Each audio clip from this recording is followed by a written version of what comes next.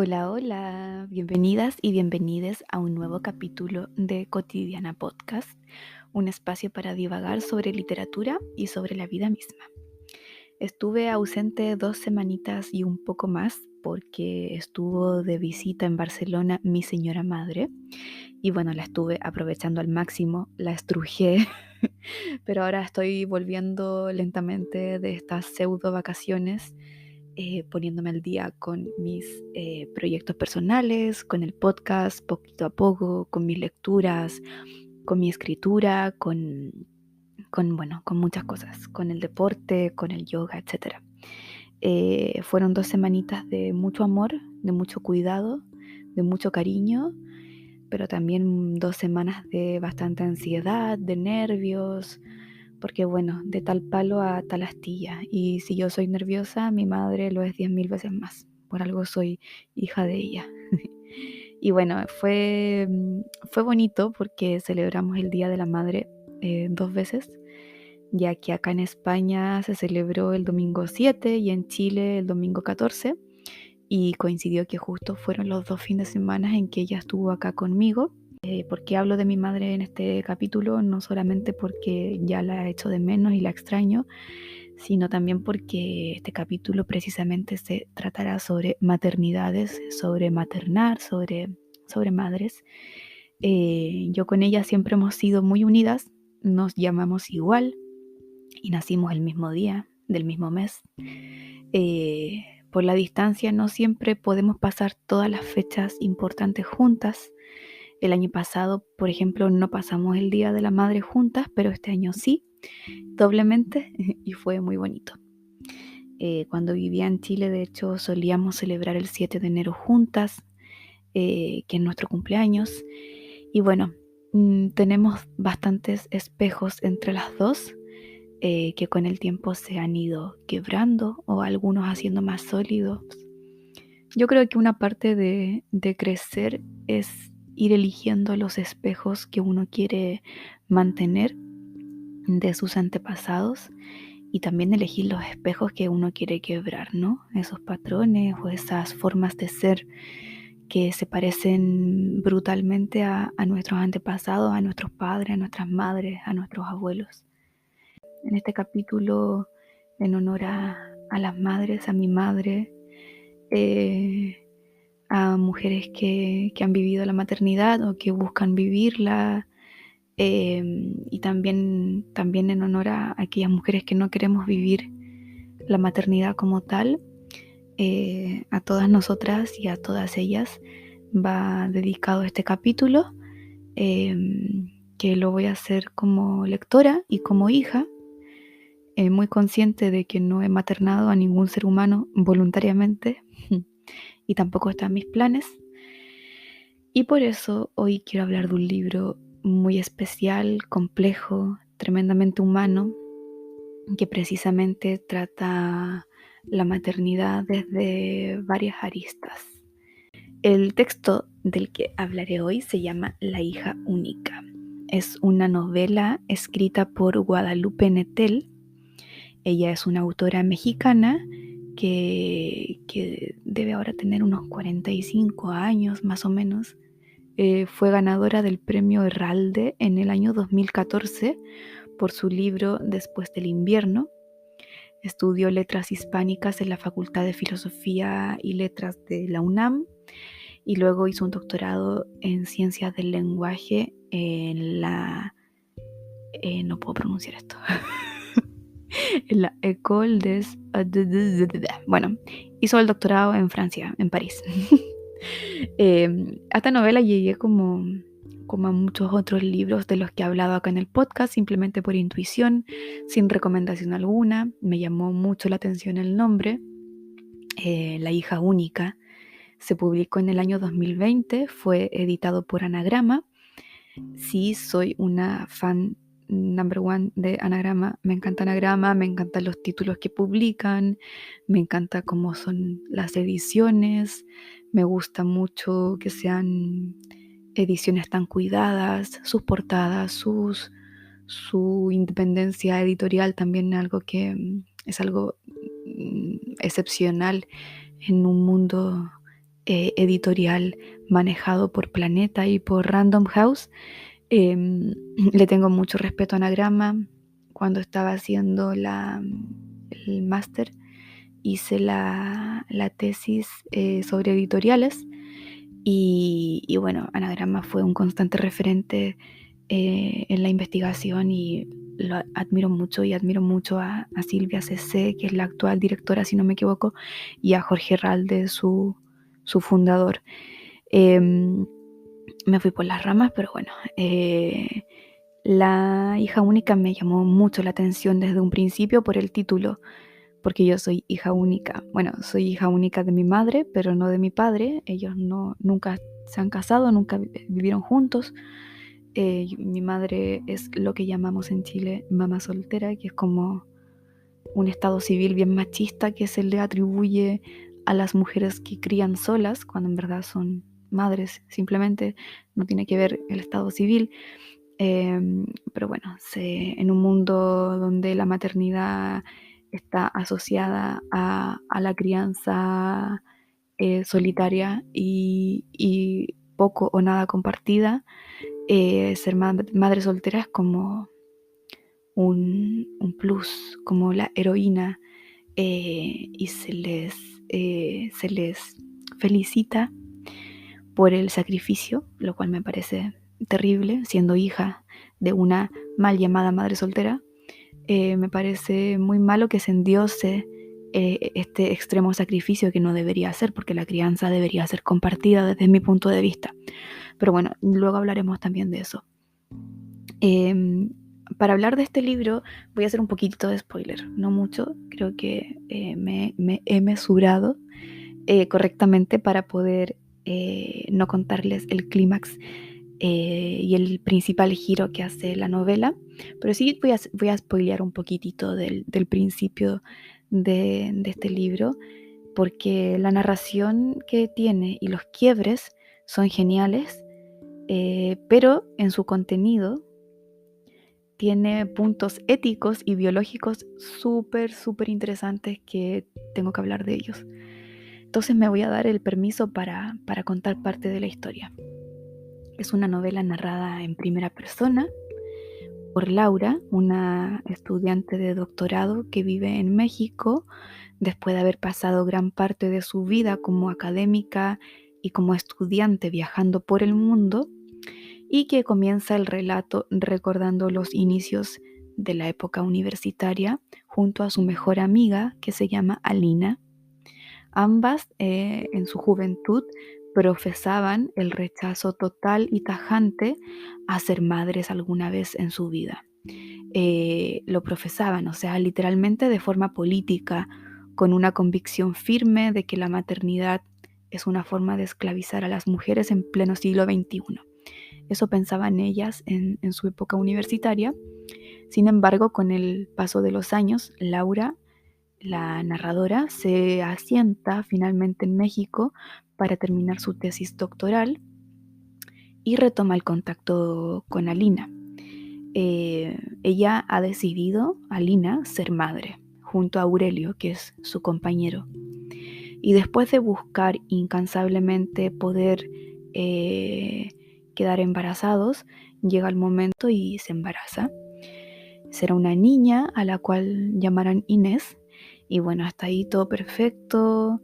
Es algo muy impactante para Laura como narradora, que lo ve todo desde una mirada externa, desde la amiga, que casi sin querer se emociona tanto como Alina, que es la madre, la que está embarazada. Entonces, como que toca mucho esta visión también inflexible o un poco radical que podemos tener a veces las personas que no queremos ser mamás, que a veces nos cuesta entender, y creo que también a veces nos falta un poco de empatía con las mujeres que sí quieren ser madres. Y bueno, quiero dejar desde muy claro en un principio de este capítulo, porque sé que es un tema complejo, que yo estoy totalmente de acuerdo con criar, con maternar, con tener hijes. Que yo no quiera no significa que no crea que hay gente que de verdad lo desea y que es muy también bonito y muy valiente elegir esa responsabilidad como una de las responsabilidades de su vida. No creo que las personas que son padres y madres solo sean padres y madres, son muchas otras cosas, son profesionales, artistas, son hermanes, hijes, amigues, etc. Pero creo que es una responsabilidad muy grande.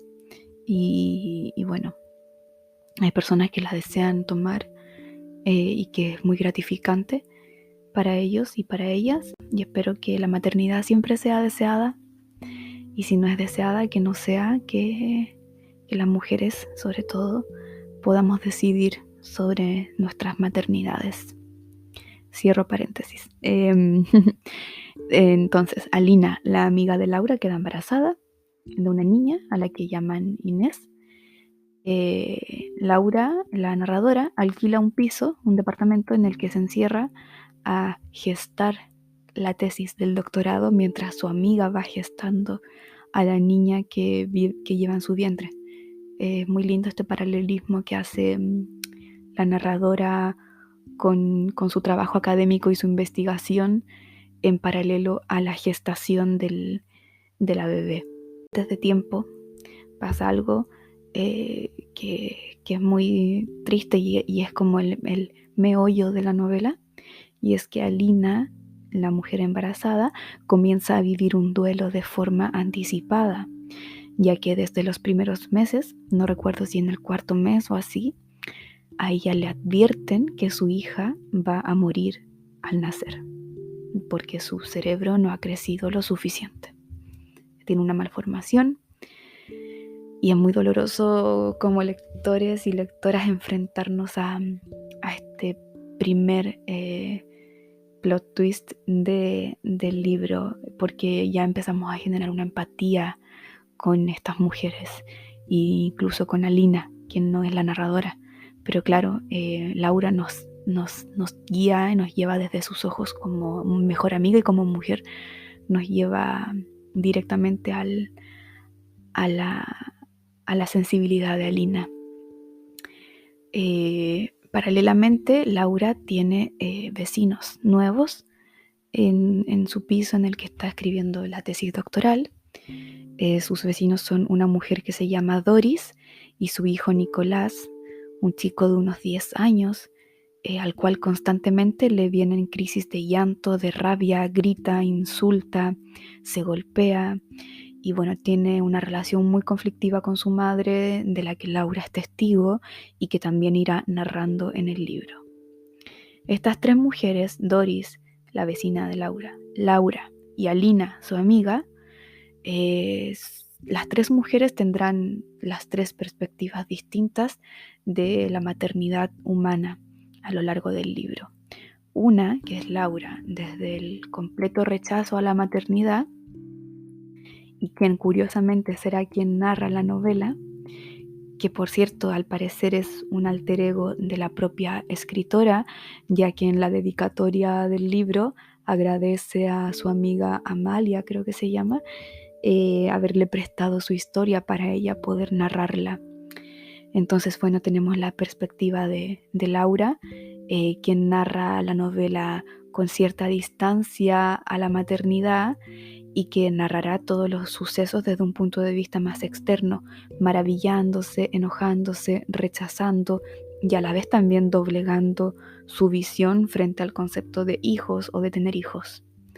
Luego tendremos la visión de la maternidad de Alina, quien lo vivirá desde el duelo, desde el dolor, desde la culpa, desde la incomprensión. Es difícil no ser empática con un duelo de este tipo, incluso si nunca se ha perdido un hijo. Pero también, no sé, es muy difícil también ser 100% empática porque es un proceso muy excepcional. De hecho, ya lo dice la misma narradora. Hay palabras para designar a una mujer que pierda a su pareja, viuda. Hay palabras para designar a hijos que pierden a sus familias, huérfanos. Pero no hay una palabra común en nuestro vocabulario para nombrar el acto de perder a un bebé. Esta muerte da vuelta a otras muertes que son casi obvias en el ciclo natural. Un parto y una muerte inmediata son excepciones a la regla, de hecho pareciera que son hasta paradojas.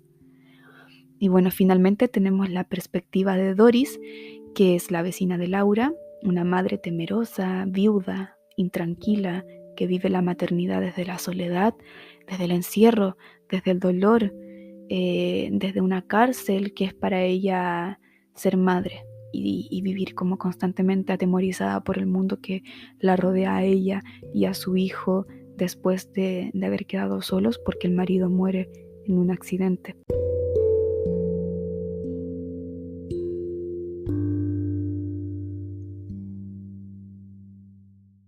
Teniendo en cuenta esta sinopsis no tan resumida que aquí en mi guión tengo, esta sinopsis hiper resumida, nada resumida, me fui por la rama y divagué, pero no importa porque llevaba mucho tiempo sin hablar en este podcast y a mí me gusta hablar, así que a lo que vine. Hay algunos puntos en los que me gustaría ahondar en esta novela y uno de ellos es el contenido filosófico que este libro tiene. Inevitablemente es un texto que tratará temas tan complejos como la maternidad, eso ya lo he dicho, lo está desde el nombre, pero no solo eso, sino que también expone la vivencia del cuidado, de cuidar a personas en un estado vegetal, la importancia de ver la maternidad como una decisión y no como una imposición. También habla mucho de temas biológicos, de la composición del cerebro, las nociones de mente, cerebro, espíritu, entre tantos otros temas que son muy interesantes, en los que, sin llegar a ser un discurso filosófico muy denso, me parece que Guadalupe Nettel logra profundizar lo suficiente como para mantenernos enganchados en el libro y a la vez darnos muchas reflexiones éticas y biológicas, bioéticas, valóricas sobre muchos conceptos relacionados a la vida, a la maternidad, etc. Por otro lado, el tema central del libro claramente será el maternar, no solo desde el punto de vista humano, sino también desde el punto de vista artístico, de investigaciones y también animal. Me causa curiosidad la comparación que hace la narradora entre la maternidad humana y la maternidad de otros animales. Por ejemplo, cuenta esta anécdota de una perra que se come a sus cachorros. Les voy a leer un pedacito que dice así: recordé a una perra que mi familia adoptó cuando éramos niños. Mientras vivía con nosotros tuvo cachorros en más de una ocasión. En una de ellas, justo después de dar a luz, se comió a 2 de los perritos. Los devoró con todo y huesos, a pesar de mis gritos y de los ojos desorbitados de mi hermano, a quien el espectáculo había dejado mudo. Después, nuestra perra lamió el suelo, hasta que no quedó ningún rastro de sus efímeras crías. Los humanos y los animales nos parecemos en muchísimas cosas, más de lo que estamos dispuestos a reconocer, pero hay otras en las que nuestras especies no coinciden. La forma de enfrentar la maternidad es una de ellas. Por otro lado, me pregunto cuántas madres devorarían a sus hijos enfermos, así sin más, si la ley no se lo impidiera. Heavy como pone la ley como una línea fronteriza entre actitudes animales y actitudes humanas. También me gusta que no endiose la visión de madre y que también dice cuántas madres devorarían a sus hijos enfermos. Esta visión angelical que ha existido desde hace siglos sobre la mujer, como si no quebráramos un huevo, también es muy machista y es muy conveniente, ¿no?, para el sistema patriarcal, porque nos sitúa también en una posición de debilidad y vulnerabilidad que a ellos les conviene que nosotras nos creamos. Incluso a este afán por felicitar y avivar el sacrificio de las mujeres, incitándonos a ser cuidadoras, a cargar con más responsabilidades domésticas, a cargar con más responsabilidades en la crianza. Esto también es parte de esta visión angelical e inocentona que se nos ha impuesto, que no es así porque somos seres humanos y somos personas igual de capaces, igual de potencialmente malvadas y potencialmente bondadosas. En fin, en este sentido, la autora no solo se va a cuestionar la maternidad perruna y humana, sino también la palomística, porque Laura, la narradora, tiene en el departamento un nido de palomas que se le pone ahí, se la llega, obviamente contra su voluntad, lucha desde un principio para poder sacarlo, desarma el nido, las palomas lo vuelven a armar, es una lucha constante hasta que al final termina acostumbrándose. Incluso se preocupa cuando uno de los huevos se rompe contra el pavimento, porque claro, la cercanía produce esta empatía con la paternidad y con la maternidad, que es la misma empatía que le genera a su amiga Alina.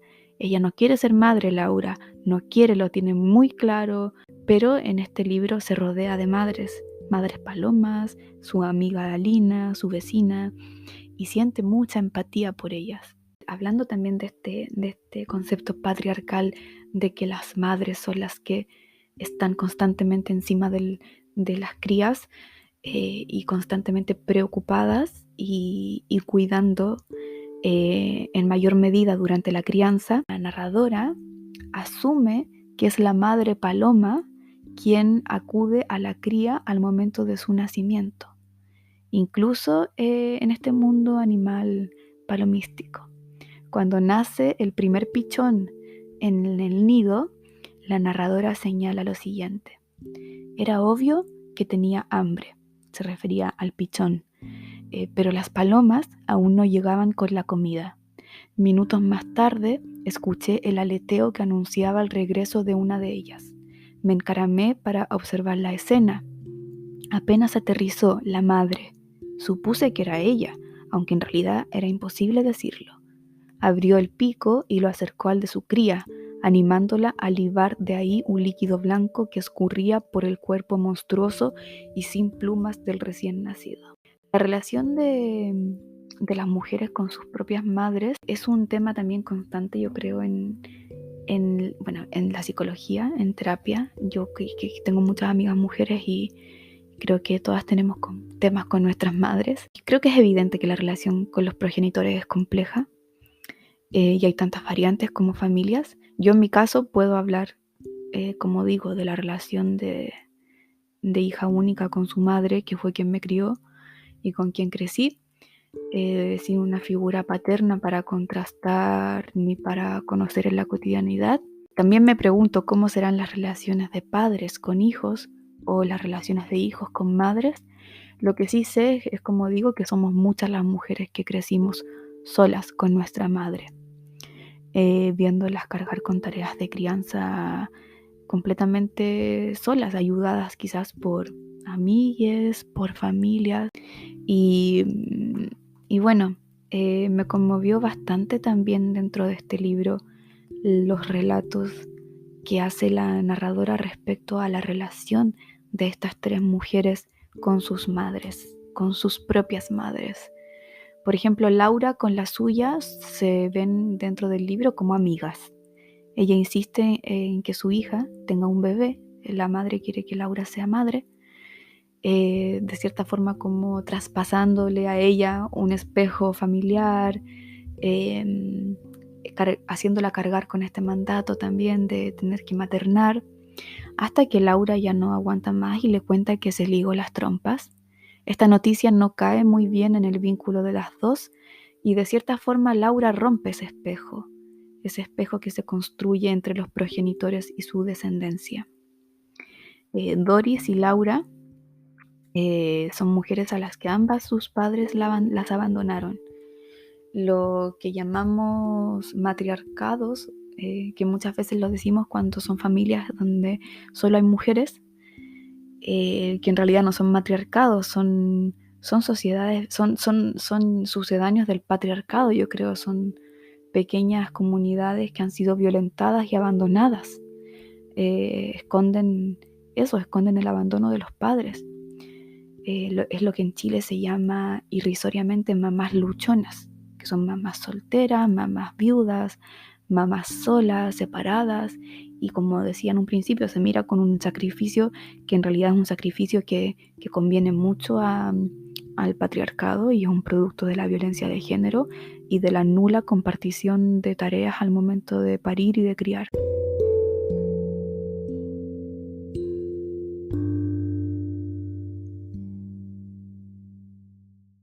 Yo quiero hacer un paréntesis porque hablando de esto, todo este análisis del libro lo hice durante la semana pasada y esta semana que lo volví a releer porque lo había releído hace tiempo. Pero ayer me pasó algo que lo tengo que decir, no lo tengo en el guión ni nada, pero tengo que mencionarlo porque es muy heavy. Ayer tuve la gran ventaja de ir al conversatorio que hizo Paulina Flores, la escritora chilena que vive acá en Barcelona, escritora de Qué vergüenza, que es un libro de cuentos brutalmente hermoso, precioso, muy bien escrito, lo escribió además muy joven y de verdad que lo recomiendo. A ver si un día en el podcast puedo hablar de ese libro. Y ahora sacó Isla Decepción, que también lo estuve leyendo, pero no lo pude terminar porque el libro quedó en Chile, así que espero terminarlo, pero que también me estaba gustando bastante. Y estuvo en conversatorio con Alejandro Zambra, otro escritor chileno también muy famoso, que esta es una excepción de la excepción de la excepción, porque yo no quiero hablar de escritores hombres en este podcast, pero fue muy heavy lo que me pasó ayer porque venía de una semana yo hipercargada, hablando de maternidades, escribiendo el guión del podcast, releyendo La hija única, estuvo mi madre acá, estuve conversando mucho también con mi profesora de yoga sobre las decisiones de maternar y no maternar, sobre las reproducciones que uno hace de las historias familiares, de los traumas familiares. Estuve también conversando con una amiga también que tiene muchas ganas de ser madre. Bueno, que esta semana ha sido una semana muy maternal. En todas sus aristas y en todas sus posiciones y perspectivas, tal y como en el libro del que estoy hablando. Entonces, justamente ayer en el conversatorio, Zambra y Paulina Flores hablaban de este término, es el ser guacho o guacha, que es un término acuñado desde la época de la, entre comillas, independencia de Chile, por Bernardo Higgins, que se supone que fue un hijo no reconocido de un irlandés, y a los hijos no reconocidos o bastardos, entre comillas nuevamente, se les llama en Chile huachos. Esa palabra después evolucionó como aquí ya se les llama huacho o huacha a cualquier persona como de forma cariñosa o incluso romántica, pero que tiene un origen en el que se le llamaba así a todos los niños y niñas que eran hijos de madres solteras, de madres abandonadas, hijos de prostitutas, hijos de mujeres que en ese tiempo no tenían un compañero formalizado y que eran niños y niñas que no habían sido reconocidos o hijos naturales, como se les puede llamar. Lo más curioso es que no sé estadísticamente cuántas personas somos lo que podría ser guachos o guachas, pero en Chile es brutal la cantidad de personas que hemos crecido sin una figura paterna. Es muy, muy heavy.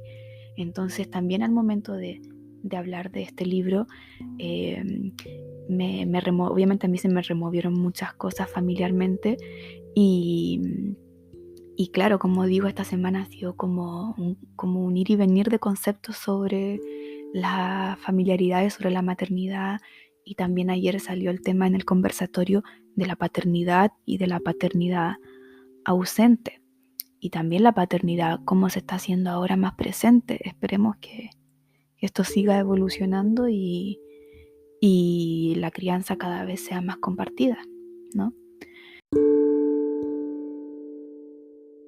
Bueno, otro tema que va a ser muy importante en el libro y creo que es el más doloroso es el tema del duelo. Es una situación paradójica la que vive Alina, la amiga de Laura, porque ella se está preparando para el nacimiento, pero también se está preparando para la muerte de su hija. Al conocer la sentencia de muerte de Inés, los médicos dicen que no nacerá viva o que si lo hace va a morir al nacer. Entonces Alina prepara funeraria, certificados, papeles, desmonta la habitación que habían armado para esperarla. Y hay una parte muy linda que narra Laura y dice así: Alina descubrió que le hacía bien hablar del tema. Contarlo muchas veces no le ayudaba a entenderlo, pues era algo totalmente imposible de entender, pero sí a terminar de creerlo, asumir que las cosas eran así y que no había ninguna forma de remediarlo. En otra ocasión, Laura, conversando con Alina, dice: debo admitir que era difícil comprenderla. ¿Para qué quería conocer a su hija si se iba a morir de inmediato? ¿No corría el riesgo de apegarse aún más a ella? Después pensé que el amor resulta con frecuencia ilógico, incomprensible. Muchos hacemos lo mismo cuando nos enamoramos de alguien que está muy enfermo, de alguien que vive lejos, de alguien comprometido con una historia previa en la que no cabemos. ¿Quién no se ha sumergido en un amor abismal a sabiendas de que no tiene futuro, a sabiendas de una esperanza endeble como una brizna de hierbas? Este duelo preventivo del amor que se vive por parte de Alina no tiene por qué ser solo una muerte en el resto de las personas. Puede ser un duelo preventivo de otras situaciones.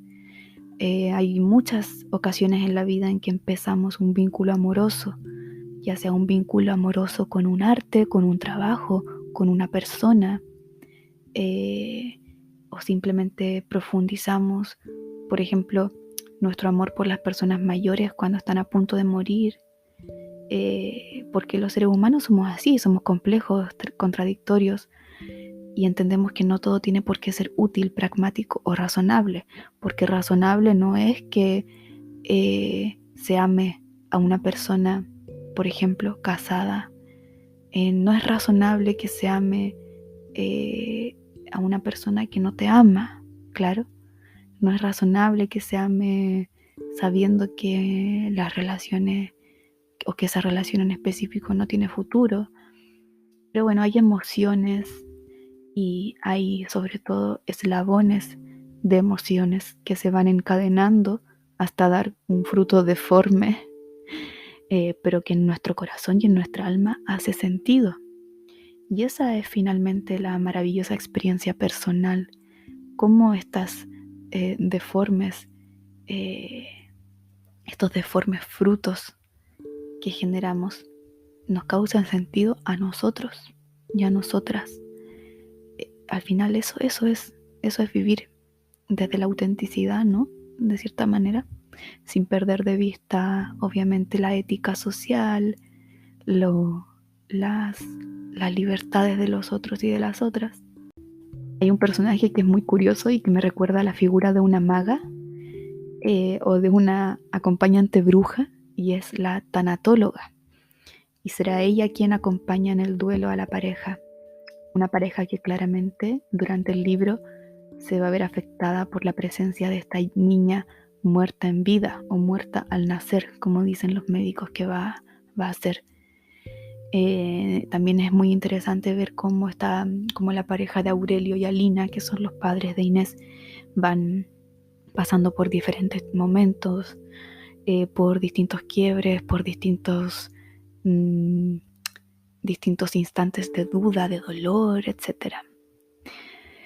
Es imposible no recordar con este libro, para mí, a dos películas que me marcaron mucho, incluso sin ser madre, porque sabemos que el dolor es una experiencia universal, pero también porque yo tengo una relación con mi madre muy cercana, entonces a mí el tema de la maternidad también me interesa, me no me molesta hablar de ello, aunque no quiera ser madre, me gusta mucho hablar de maternidad, me gusta el contacto con otras mujeres en general, es algo que creo que llena mis días, me hace sentir feliz, acompañada, la sororidad que uno intenta practicar y que no siempre lo logra porque hemos sido criadas nosotras también en una cultura machista, pero creo que la sororidad da frutos muy bonitos y muy placenteros para el alma, creo que son muy gozosos. Y bueno, de las películas a las que me recuerda este libro es primero Fragmentos de una mujer, que es una peli que creo que está en Netflix. Es devastadora, es muy linda, pero es devastadora. Está protagonizada por Vanessa Kirby, que me encantó esa actriz cuando la conocí en The Crown. Y de hecho fue nominada a Mejor Actriz por esta película en los Oscars del 2020 y le dieron la Copa Volpi también por esta peli en el Festival de Venecia. Básicamente es una pareja que pierde a su hija durante el parto en Estados Unidos. Es un parto casero en el que ellos como padres deciden contratar a una matrona. Y la matrona no llama a tiempo al hospital y ellos la denuncian por negligencia.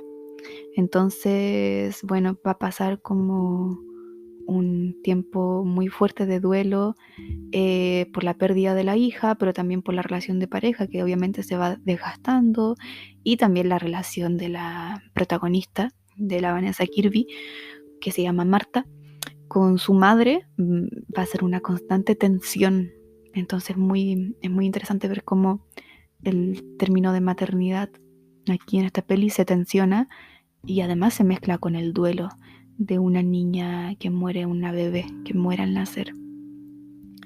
Y la otra peli que quiero recomendar y que también son películas devastadoras, ya sé, perdón, soy dramática, me gustan estas cosas.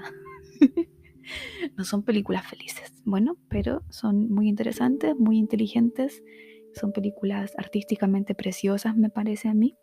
Y esta es Piccolo Corpo, que es Pequeño Cuerpo, una película italiana dirigida por Laura Samani y estrenada en 2021. Si no me equivoco, es el primer largometraje dirigido por ella y es muy linda la fotografía de esta película, es preciosa, además de la historia que es muy rara, pero es muy rara, pero muy bella, muy bella. No es difícil de entender, por cierto. No es de esas pelis raras que las estás viendo y no entiendes nada. No, es rara, pero entiendes lo que pasa. Trata de la muerte de un bebé también, pero mucho más cerca y mucho más corpóreo. Pues durante toda la historia, Agatha, que es la protagonista, durante toda la historia, Agatha carga en una caja de madera con el cadáver de su bebé muerto, que nace muerto. ¿Por qué carga con el ataúd pequeñito en su espalda? Porque ella quiere viajar hacia las montañas para llegar a una iglesia donde se supone que los niños pueden ser resucitados, para poder bautizarlos, porque como el niño nació muerto, Agatha no lo pudo bautizar y estamos en una Italia profunda en la que si no se bautizaba se iba a ir al limbo y ella lo quiere proteger de eso. Entonces ella emprende este viaje con el cuerpo de su niño en la cajita. Es una peli muy cruda, pero también es preciosa. Muestra unos paisajes agrestes de Italia muy impactantes. Y bueno, tiene un desarrollo de viaje muy crudo y especial. Y hay un personaje que la acompaña, que también es muy raro, es una locura, pero tienen que verla, es preciosa. Está en Filmin, yo la vi en Filmin. Ya no tengo Filmin, antes lo tenía. Así que ahora tengo Prime Video, porque estoy terminando de ver This Is Us, que es una serie muy bonita, que la recomiendo a ojos cerrados. El guión que tiene es espectacular, es larga y es muy emocionante, así que también van a llorar. Con todas estas recomendaciones van a llorar, con el libro, con la serie y con las películas. Eh, así que si tienen recomendaciones de Prime Video para mí, aquí estoy, porque ahora tengo Prime Video. Aunque no veo muchas cosas porque me estoy moviendo todo el día. Pero bueno, cuando me pongo, me pongo.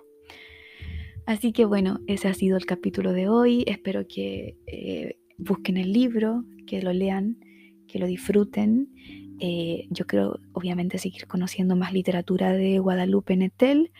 Ya se vendrá la próxima semana el próximo capítulo. Voy a intentar ponerme al día con los días que subo, que antes lo hacía los jueves o los miércoles, y ahora pues, lo voy a subir un día viernes. Aquí en España son casi las 11 de la noche.